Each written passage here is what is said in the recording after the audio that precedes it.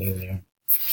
So, my poster project is on sustainable organic farming, and more specifically, how bacteria are used and their essential role in the whole entire process that is an organic farm.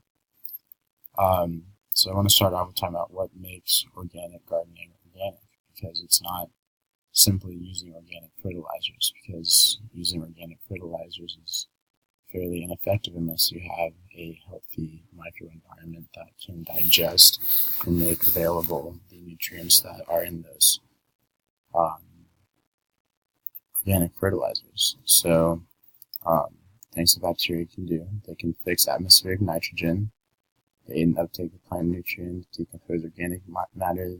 Doing that, they form soil aggregates, and all of those increase to water infiltration.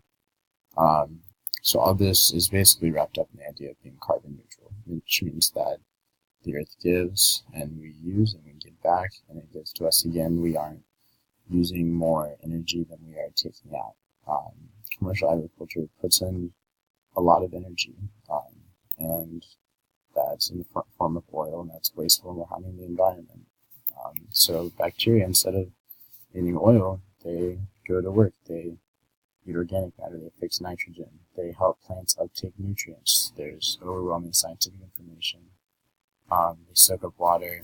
It's a cycle, and if we support that cycle, then we are rewarded because what you give in, you give out.